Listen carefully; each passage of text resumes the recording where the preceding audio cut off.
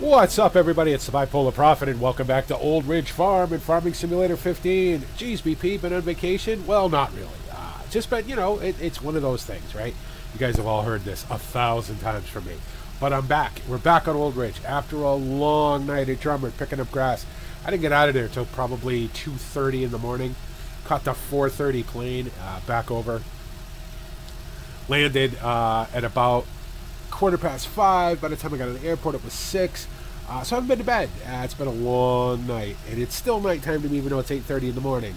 And I've also discovered that they're not blasting over there now. They're drilling or jackhammering or something, and it's really, really loud. I can hear it over the sound of my tractor, and it's making my cows rather unhappy. So I don't know what's going on over there. I'm too tired to really deal with it at the moment, because if I go over there right now, it's going to be ugly. I have some damn fool with a giant hydraulic jackhammer just, you know, hammering away at the big shale over there, the big sort of rock face you see there. Apparently they want to level that down a little bit or whatever. I'm not thrilled. But anyway, we got mowing to do. Phil is over on the home fields. In fact, I'm going to jump in the tractor. Phil is over on the home field spraying. We're spraying herbicide on our barley. Probably another, I'm thinking 3 weeks to a month, and we'll be ready to harvest that, I hope. It looks pretty good, you know, everything looks decent, so, you know, we'll see how it goes.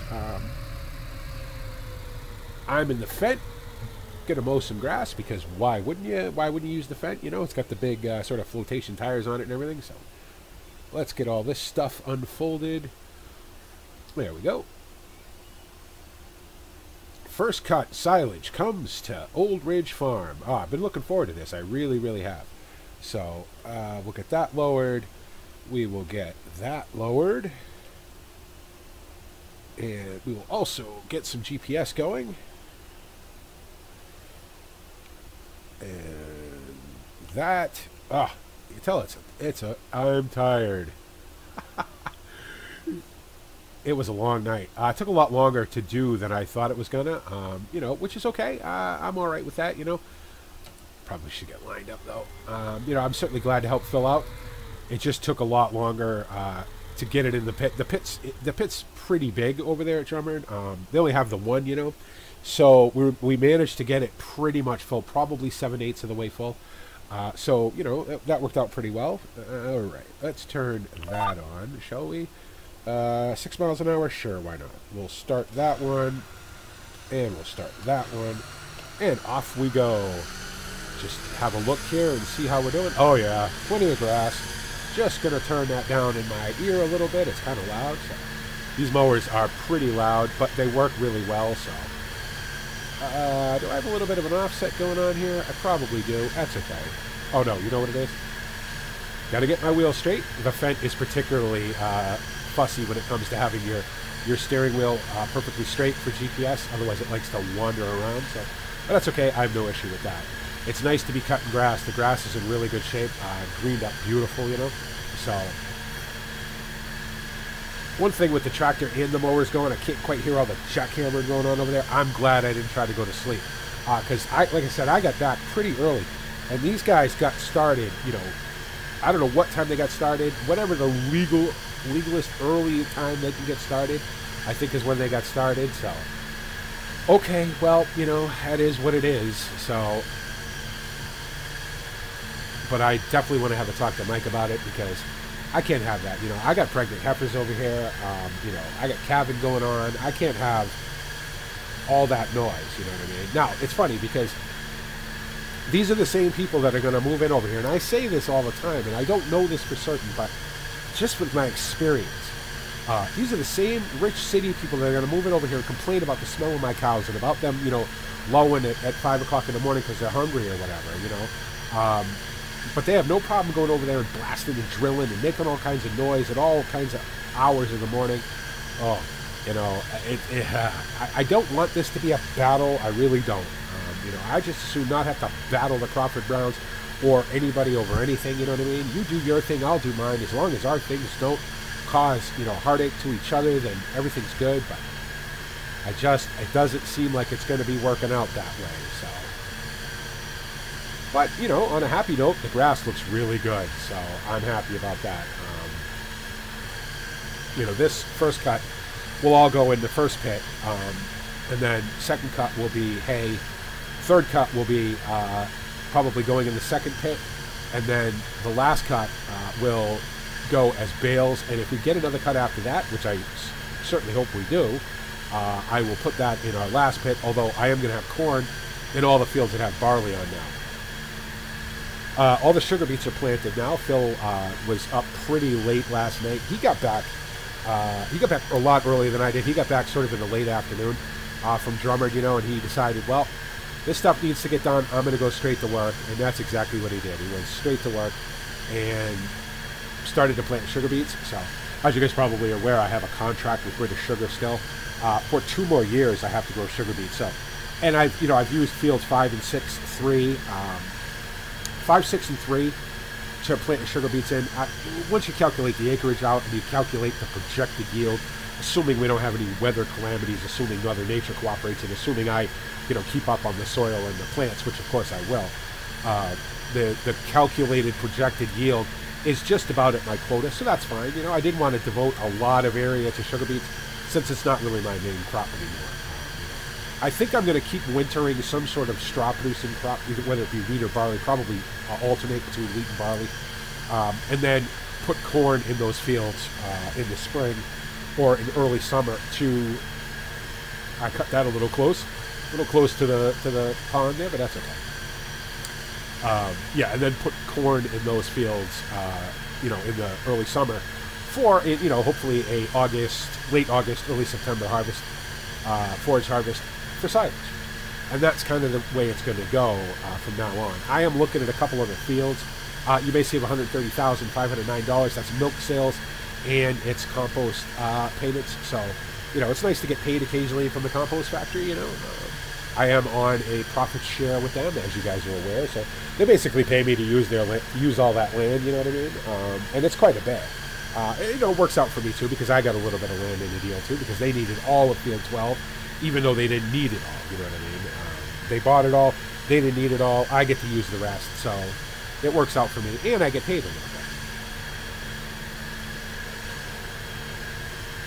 Well, I will say that if you're going to do anything for an extended period of time, this is the tractor to do it in.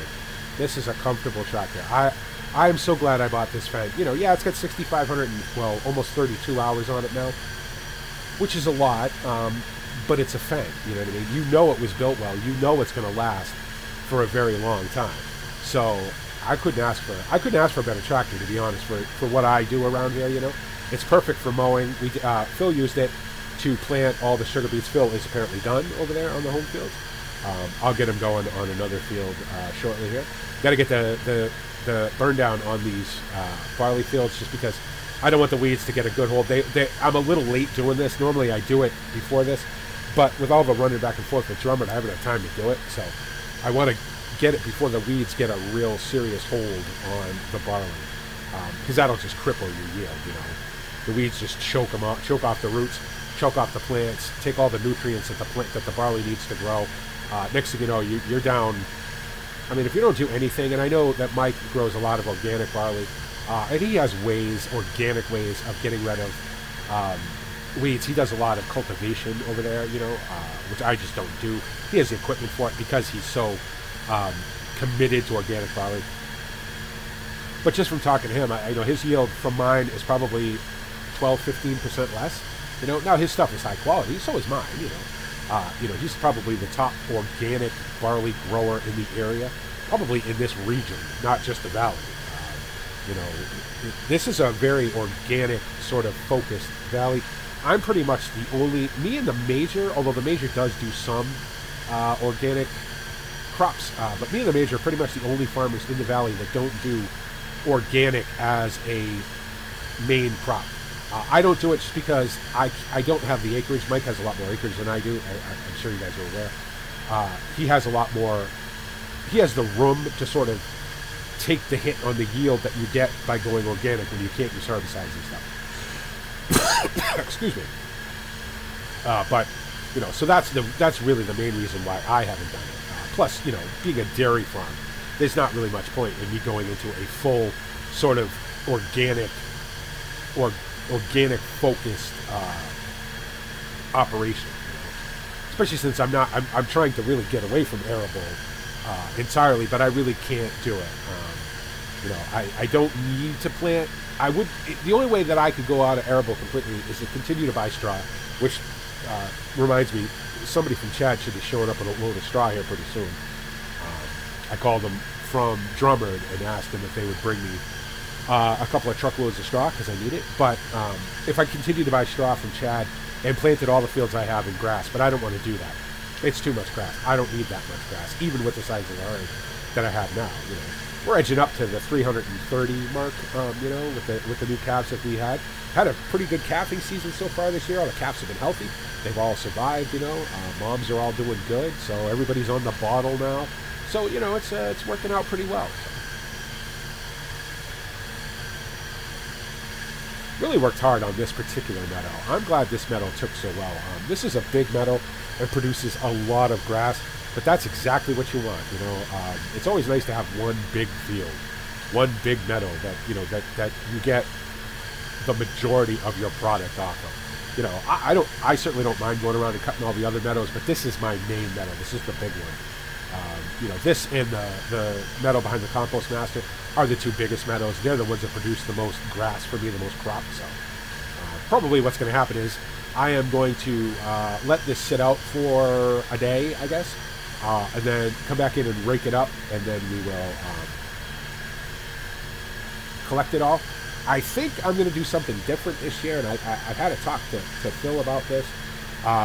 Just because we don't have Perry, and Perry won't be coming back now for a couple of weeks. He says he'll come back when the barley's ready to be harvested to help me out, either drive the harvester or cart for me, one or the other, because he knows I'm going to need the help. So talking to Phil, I was thinking about maybe leasing a forage wagon, and probably, to be fair, buying one. If I could find a decent used one, I'd be all for it. Now, we haven't done any forage wagon lifting on this farm since I've owned it, but it is a viable option, especially whereas, I can't really afford to buy a forage harvester. I suppose I could probably pick up a used one, but it would have to have a ton of hours on it. Probably get it off a contractor that put, 5, 6, 7, 8,000 hours on it, and sold it basically because it's knackered. That's really the only reason you get rid of those things, just because they're worn out. And for the money that that's going to cost, I don't know that it's worth it to me. Now, if someday I can afford to buy a brand new one, then yeah, absolutely, that'd be great. We definitely do enough grass here to make it worth it. But I think that for at least the foreseeable future, if we could get a decent size forage wagon with enough capacity, preferably a compressing unit, one of the ones that compresses the stuff in as it loads, so that you can actually put more in it, I think lifting all this grass that way, and then it's a one-man job, you know what I mean? Somebody can go out and mow it, let it sit, rake it the next day,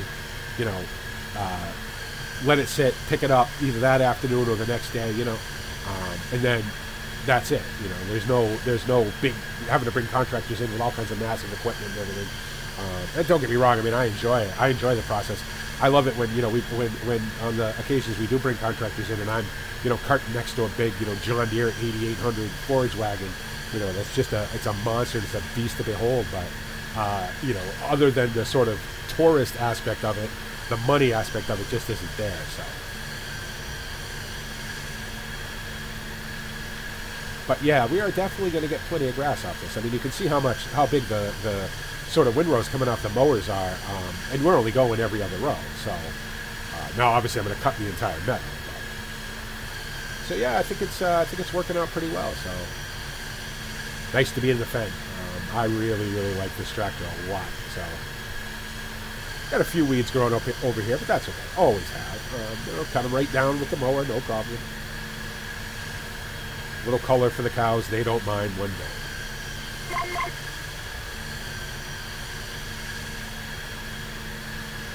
Okay, we'll stop right there. We'll stop right there. Lift that up, turn it off. Lift that up, turn it off. Now, let's see.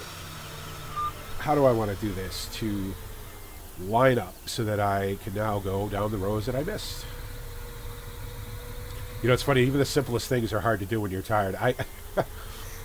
David, or David, the Perry's hand there at Drummond, was giving me a bit of the business because as the night went on, I was getting very tired and I was having a hard time getting the wagon into the pit, you know, backing into that tight little space. So, and he was kind of laughing at me, you know, he was helping me obviously, but he thought it was kind of funny, you know.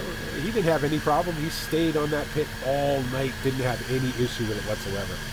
He's a hard working guy. So Greg came in at about midnight, I think, and started to move stuff around in the dairy yard, you know. So, and of course Perry was out seeding the whole night, you know what I mean. He probably hasn't been to bed yet either, because I'm sure him and Greg were feeding the cows. David went home for a few hours. David's got a family, you know, so he went into the home for a few hours, and I'm sure Greg and Perry were there feeding the cows, you know, while I was on a plane flying back. Not being the happiest camper in the world either, I'll point out. You know, I've said this over and over and over again, but the flight over there is not particularly fun, you know, but it's, you know, whatever. And it's funny because I knew I wasn't going to get a lot of sleep, so I said, you know what, start drinking coffee, because it doesn't matter that it costs $4 and, you know, or €4.25 a cup, you know, because you're going to need it. You're going to fall asleep in a tractor back at Old Ridge, so, and you don't want that. No, I have to adjust my, or maybe I don't actually. No, I don't. Okay.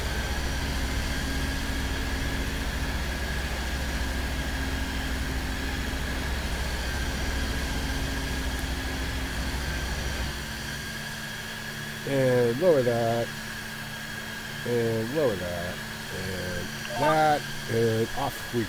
There we go. Lots and lots and lots of grass. That is perfect. Couldn't be happier about that.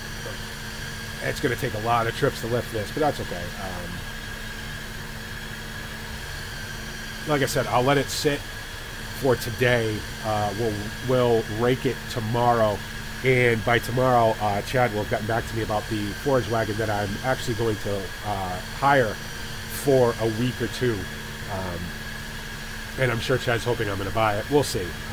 You know, we'll see if this is the one I buy or not. But I'm going to hire it as opposed to just taking it on demo. Because, you know, some things I don't mind taking on demo. Other things are, you know, it's kind of, I don't know. I think sometimes and I don't certainly mean to do this, but sometimes I end up taking stuff on demo and using it sort of, you know, like, oh, I got to use that for, you know, X amount of dollars instead of hiring it for, you know, $2,000 or whatever. And I certainly don't mean to do it that way, but that's sometimes how it works out, you know. But this way I'm going to hire it from them, you know, and if I decide I'm going to buy it, then I will. Forge wagons aren't particularly cheap either, as I've discovered. I've had a good, you know, hard look. One thing you do on the plane, now again, it's only a 45-minute flight, but one thing you do on the plane is I was looking through the tractor brochures and the tractor equipment catalogs and things, and I've got a bunch of them, you know. And the really big ones, and the ones that I would probably be the most interested in are sort of the mid-range ones, but some of the really big ones are very, very nice. Have a lot of features and are just very expensive. Maybe that's, I could be one reason why I never actually bought one before, I guess. So, you know, for the money, contractors are still probably the best sort of bet, you know what I mean? You bring in the contractors, it doesn't cost a whole, you know, it's not, what am I trying to say? It's not prohibitive to do it, you know what I mean?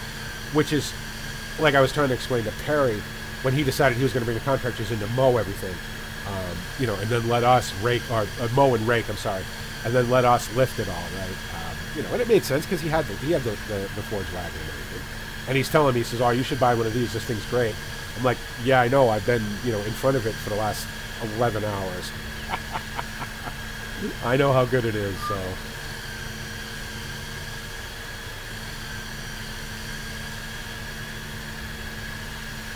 But you know, the contracting is the contractor side of it is not prohibitive, and it, you know, they're smart enough to not price themselves out of business, right? You don't want to make it so expensive that guys are like, well, for the money that I'm paying you 3 or 4 times a year, I could just go buy this stuff myself, right? You know, you want to pay them a fair rate. You want them, you know, they need to make money too. They need to survive and feed their families and everything else. But for me, it's not the money so much as it's I like to do it myself. I like to be as self-sufficient on this farm as I can be. You know what I mean? Now, you know, the corn is going to require chopping, obviously. That's going to require contractors, or I'm going to have to start looking at some kind of forage harvester. You know, it would have to be used. There's no way I have the money for a new one. Even used ones, you know, as I sort of said at the beginning of this, they're very, very expensive. And oh boy, for the ones that I could possibly afford, they're going to be knackered. They're going to have thousands and thousands of dollars on them, you know, and then you're just buying somebody else's problems, basically. And I don't know, you know. I mean, obviously, we're going to have to come to some solution, and it's something that me and Phil are talking about right now, you know, because we're going to put this barley's going to come up at the end of May, early June, and we're going to put corn in the ground, and that's going to come up at the end of August, and we're going to have to chop it. It's that simple, you know. Whether we do it with a trailed, maybe I pick up a trailed chopper, I don't know. That's something we looked at too, you know. We went to the big farm show last fall. You know, we looked at a pretty good sized trailed chopper. I was pretty impressed with it, but you know, again, they're not cheap, and I don't know if that's sort of the best option for us. You know, I think if we're going to grow corn every year the way that it looks like we're going to do, the way it looks like we're going to have to do, then you know, maybe a forage, a self-propelled, a self-drive unit wouldn't be the worst thing in the world. So it's just, you know, finding the balance, finding the one for the right money, that's got the right capacity, it's got the right horsepower, that's the right size, but doesn't have, you know, 500,000 hours on it. Because I mean, you know, think about it. That the reason those things, if you're a contractor and you do a lot of grass or you do a lot of maize, well, that's your moneymaker, right? That's the thing that makes you all your money. So you're going to keep it until it's worn out, you know, until you need to buy another one. So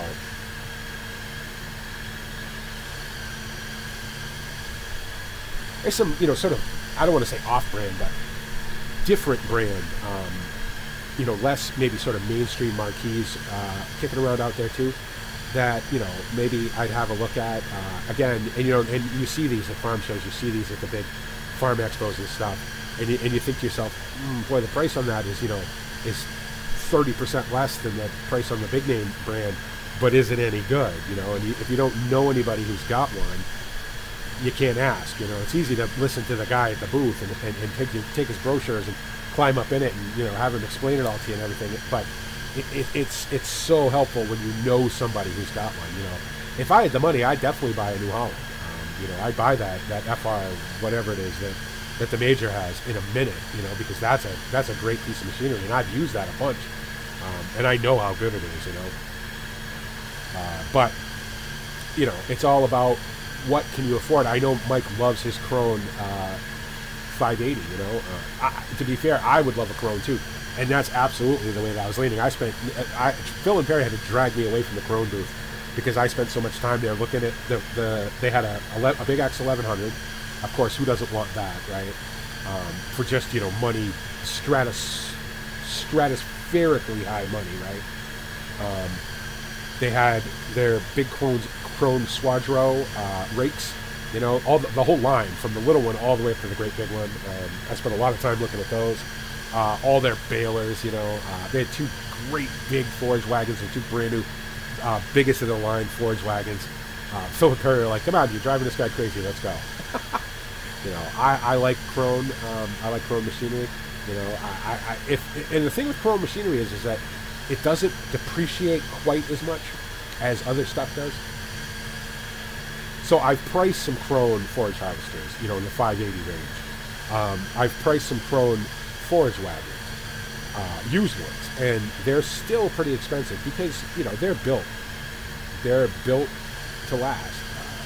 They're high quality, you know, good equipment, designed to do what it does, to do it very well, and to not break down while it's doing it. All things you want to do when you're in this business.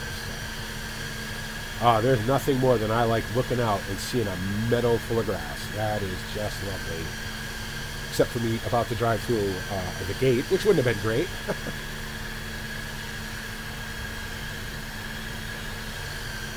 Yeah, this is going to be quite a bit of grass. That's good. That's good. Now, this won't fill up the pit, obviously, but it's a good start. It'll be a good foundation, a good base, you know, for the rest of the grass that'll be coming. So everything's ready to cut, except the meadow behind the compost facility, because that grass went in late. So this grass all went in earlier than that grass did. You remember I plowed all these meadows. Reconfigured some of them, you know, refreshed them all. So, but the grass on the meadow behind the compost master went in later than the other ones. So it's going to take another week or so before it comes up, and that's fine.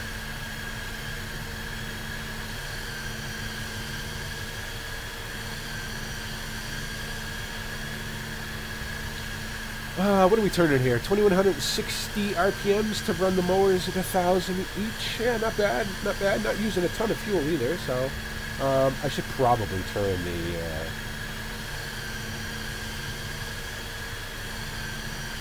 I should have turned the computer on so I know how much... sorry, I got lost in my own thought there. I was thinking I should turn the computer on so I know how much fuel I was using, but I'm not all that worried about it, to be fair, so... Yeah, she's perfectly happy running along at, you know, 7 kilometers an hour, 6.8, just about 7 kilometers an hour, which isn't very fast, I realize, but fast enough for me at the moment. So this grass is pretty thick and pretty tall, so I had no problem taking it easy for right now. Yes, thank you for telling me we've reached the end of the field. All right, with that up, turn it off. With that up, turn it off. In fact, these can all get folded up now. There we go. Oh, do I want to do a headland? You know what? To be honest, I'm not too worried about it this first cut. I think that looks pretty good the way it is. So, just making a bit of a wrap. As you may notice, I think it's more the exhaust than it is anything to do with the engine. She's making a little bit of that noise, but I think I might have a loose clamp on the exhaust there. So I noticed it when I started it up, and Phil had said something about it yesterday. He said it wasn't that noticeable. This is pretty noticeable, so probably have a loose clamp. I'll probably turn the GPS off now.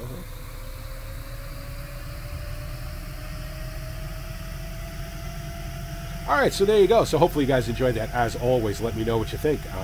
You know, anything that I talk about, you know, whether it be forage wagons or forage harvesters or anything like that, any input you guys have, I'd be more than happy to hear it.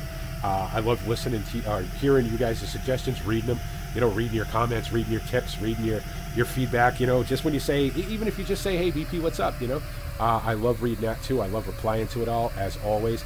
Couple of things, you know, a couple of the series that I've talked about in passing in other videos are coming. The BP Dream Drives series, where I drive some of my sort of dream cars that I'll never get to drive in real life. I'll drive them in sim form, you know, in various sims. That is coming. I do have 2 episodes of it already done.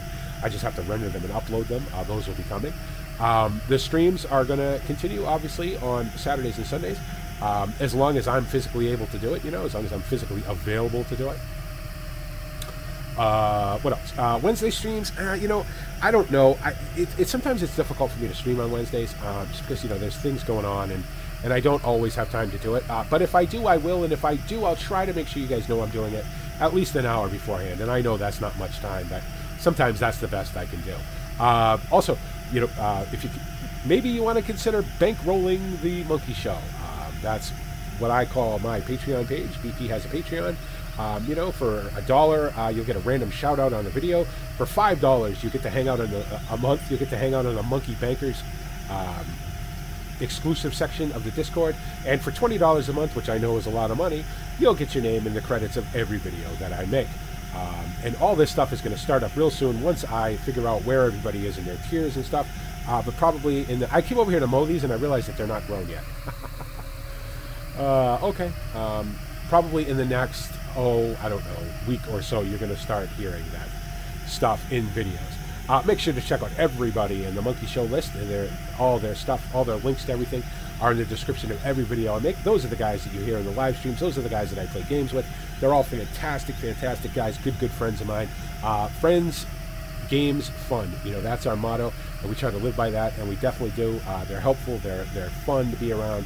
They know how to deal with me when I'm in a bad mood, and they always know how to make me feel better, you know. Generous to a fault. You know, I wouldn't be playing half the games you see me play if it wasn't for these guys, and I can't say thank you enough, and you definitely need to go check them all out and subscribe to every single one of them. Also, make sure to check out Reefy 1952's series of Old Ridge as well, if you're not already, and you should be. And if you're not, why aren't you? Because we are obviously telling the same story, using the same map, but slightly different. His is edited a little differently than mine, but we're telling the story from 2 points of view from the same area. And it's a long-running series. If you're new to the series, welcome. Hopefully you're enjoying what you see. Make sure you watch all of them. You know, on both our sides, worth every bit of it. On his side, he's the storyteller. He's amazing. You know, and he's I'm so honored to be a part of this series. Also, make sure to check out David Oldfield on Old Ridge Farm 17 with More Realistic. It's great to have David back home. This is you know, originally his map, OEB's map. You know, and it's fantastic to see Darren Cassell converted it to Farm Sim 17. And hopefully he'll get permission to release it so everybody will get to play on what I have always considered to be the best map ever made for Farm Sim. And the 17 version that Darryl converted is fantastic as well. And I think that's all I've got. As always, make sure to go check out PCSG, a great forum of great people, generous, helpful modders and farm simmers, and just fun people to be around. If you have any questions about anything, they're more than happy to answer them for you without a lot of the nonsense you get from other forums. Also, Modding Central, another great community of modders and farm simmers and other simmers as well. Great place to go, ask questions, learn how to do stuff, and all of that. And as always, guys, none of this happens without you. Without you, I do none of this. I could not say thank you enough. I am so massively appreciative to every single one of you. And as always, this is the Bipolar Prophet saying, see you later.